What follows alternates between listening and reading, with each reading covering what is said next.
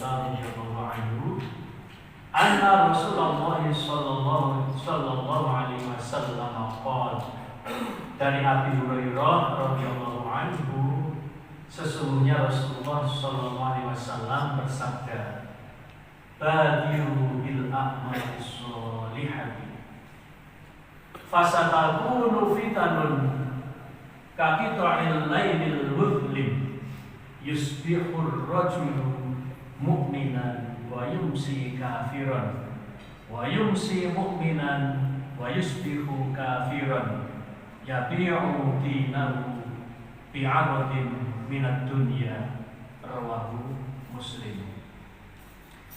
Yang artinya begini, bahwa Rasulullah bersabda, badiru bil a'mali sholihah, bersegeralah kamu sekalian dalam amal-amal kebaikan. Fasatakunu fitanun, sebelum datangnya fitnah. Fitanun itu bentuk jamak, berarti fitnah-fitnah. Sebelum datangnya fitnah-fitnah, kaki to'il lailil muzlim, seperti penggalan malam yang gelap. Artinya penggalan malam itu ya, setelah datangnya kegelapan, datang lagi kegelapan dan seterusnya. Yusbihur rajulu mu'minan wa yumsi kafiran. Pada pagi seseorang itu dalam keadaan beriman, wa yumsi kafiran, dan sorenya kafir. Wa yumsi mu'minan wa yumsi, seperti penggalan malam yang gelap. Artinya bahwa sebelum datangnya fitnah-fitnah yang berturut-turut, yaitu setelah datangnya fitnah, datang lagi fitnah, datang lagi cobaan, datang lagi cobaan. Seperti penggalan malam yang gelap. Itu digambarkan yusbihur rajulu mu'minan, pada paginya seseorang itu dalam keadaan beriman, wa yumsi kafiron, sorenya kafir. Wa yumsi mu'minan, dan pada sorenya beriman, wa yusbihu kafiron, pada paginya kafir. Sesuatu kan. Ada pertanyaannya, bagaimana definisi sholat yang khusyuk seperti itu? Oke. Jadi sholat itu perintahnya kan jangan tidak kerjakan sholat atau tunaikan sholat kan tidak ya. Tapi perintahnya sholat itu adalah aqimis sholat, dirikanlah sholat, jejekake itu, jejekake sholat itu adalah khusyuk ya.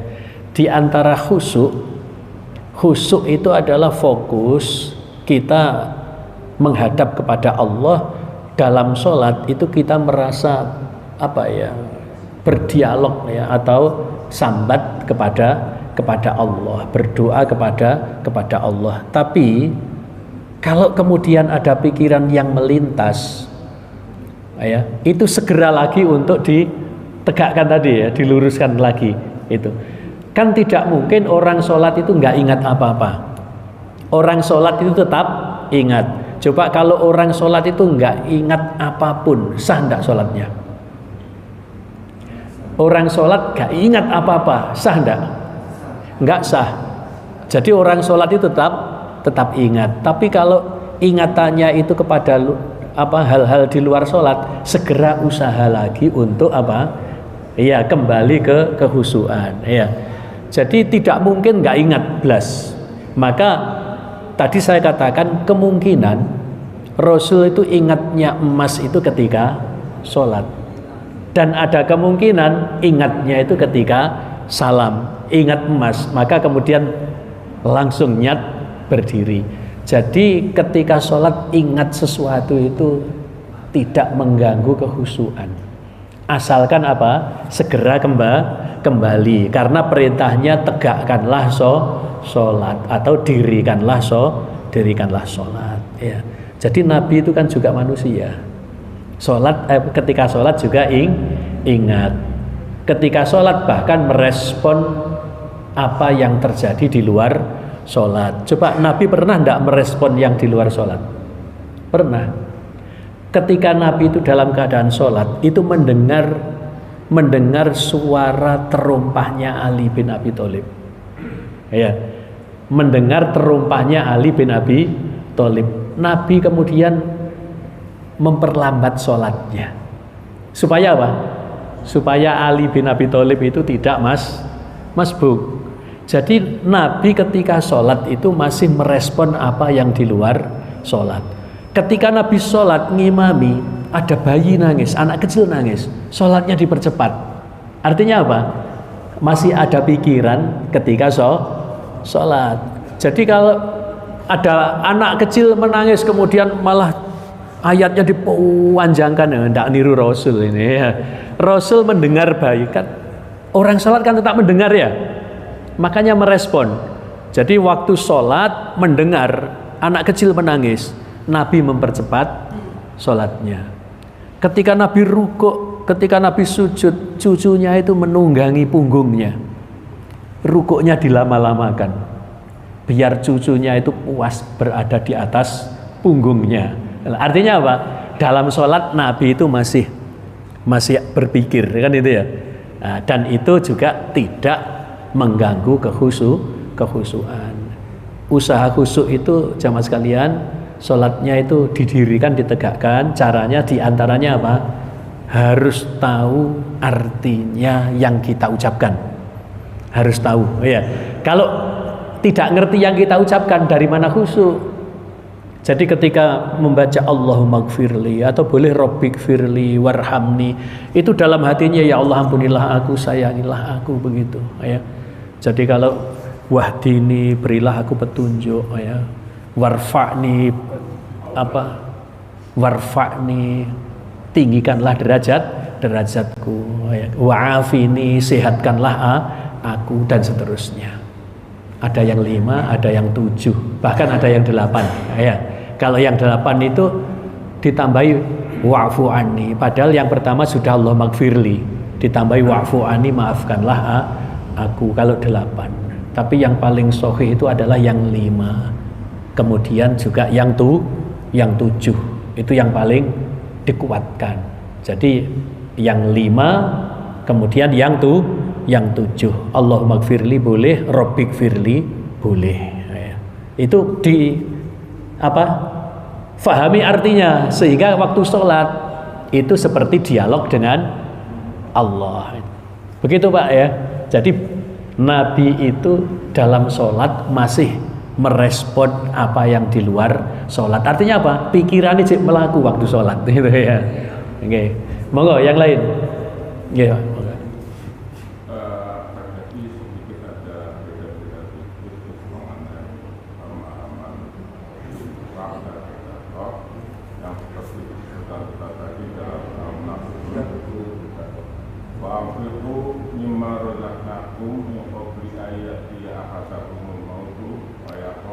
Fayaqula Rabbi.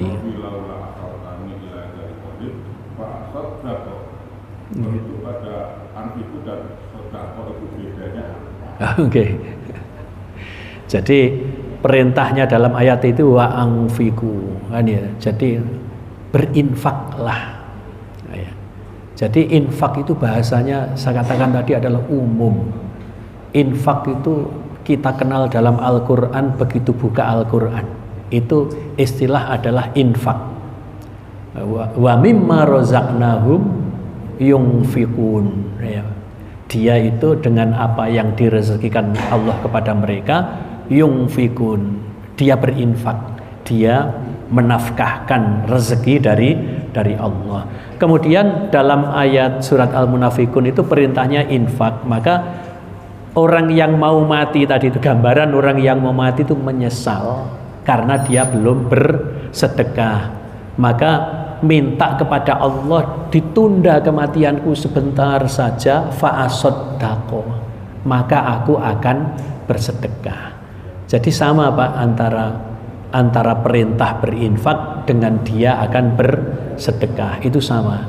Jadi infak itu bahasanya lebih umum, karena infak itu termasuk memberikan harta kepada anak, kepada istri, itu infak Pak. Tapi kalau sedekah itu khusus, lebih khusus, meskipun masih umum ya, khusus itu yang sunnah. Nah, kalau misalnya bersedekah kepada orang fakir, kepada orang miskin dan sebagainya, itu kan apa ya, sunnah gitu ya, termasuk lebih khusus lagi sedekah. Tapi nanti khusus lagi adalah zakat. Zakat itu adalah sedekah wajib. Maka dalam surat At-Taubah ayat 60 itu tidak ada perintah zakat redaksinya. Redaksinya itu bukan zakat, akan tetapi adalah sodakoh. Tapi maksudnya adalah sodakoh wajib, yaitu maksudnya adalah zakat. Coba baca surat At-Taubah ayat 60. Nanti kan innamas sodaqatu lil fuqara'i, kan begitu ya. Jadi bukan innamaz zakatu, bukan. Tapi maksudnya adalah zakat. Maksudnya adalah sodakoh wajib. Ngaten ya. Jadi sama Pak, infak, sodakoh, zakat, apa lagi Pak? Ya itu ya. Ada yang lain lagi? Ya infak, sodakoh, zakat. Ini sama, cuma bedanya sifatnya. Yang zakat itu adalah sodakoh wajib. Yang sodakoh itu adalah mencakup pemberian-pemberian yang sifatnya sunnah. Lah infak ini lebih umum lagi. Bahkan termasuk memberikan kepada istri juga infak, nafkah itu. Saya kira itu ya. Masih? Nah, terakhir ini ya. Jamaah sekalian, masih ya satu lagi. Nyambung lagi. Nggih. Berarti infak yang untuk keluarga itu masuk wajib berarti? Nggih. Wajib. Kalau memberikan nafkah kepada istri kan wajib ya. Memberikan nafkah kepada anak-anak juga wajib. Nggih. Meskipun bisa diwakilkan. Kok bisa diwakilkan? Bisa Pak. Iya, bisa diwakilkan. Misalnya seorang bapak kepala rumah tangga itu mendadak menjadi fakir, termasuk fisiknya sudah tidak bisa berbuat apa-apa. Maka kemudian ahli waris itu bisa dijadikan wakil. Anak pertama itu sudah bisa tanggung jawab kepada ibunya dan kepada adik-adiknya. Maka kewajiban bapak yang infak wajib kepada istri dan anak-anaknya diwakilkan kepada anak pertama karena dia jadi fakir, ya, sikile coklek ya, kemudian sakit permanen kan itu ya, kemudian tidak punya tabungan dan tidak punya sumber penghasilan, maka kemudian diwakilkan. Bisa Pak. Nah, seperti itu. Oke, ingatan ya. Kita tutup dengan hamdalah dan kafaratul majelis. Alhamdulillahirabbil alamin. Subhanakallahumma bihamdika asyhadu an la ilaha illa anta astaghfiruka wa atubu ilaik. Assalamualaikum warahmatullahi wabarakatuh. Alhamdulillah, saya sudah berada di Masjid Baitul Arqam, yang mana hari ini ada kajian ba'da subuh dengan kajian kitab Riyadhus Shalihin yang diasuh oleh Ustadz Nur Hamdi. Ini setelah kajian, para jamaah bisa menikmati sarapan pagi. Sarapan pagi? Biar sehat. Oh, biar sehat. Oh, semangat terus. Dengan apa ini? Lauk apa ini? Campur. Oh, sego campur. Iya, campur sembarang ya. Yang penting sehat, fresh nggih. Ini saya akan lihat ini teman-teman ini atau dulur-dulur lagi menikmati sarapan pagi dengan menu nasi campur. Pasti cocok.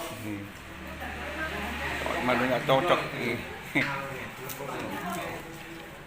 Ya pasti cocoknya ini. Ibu mana? Entah. Ini kita lihat ini. Ini ibu-ibunya lagi juga menyiapkan menu, terus juga sarapan pagi ini. Monggo nggih. Silakan nih. Alhamdulillah nggih. Wis. Nih. Monggo. Nggih, monggo silakan. Dinikmati nasi campur. Nih, alhamdulillah. Mudah-mudahan sehat. Ini juga ini.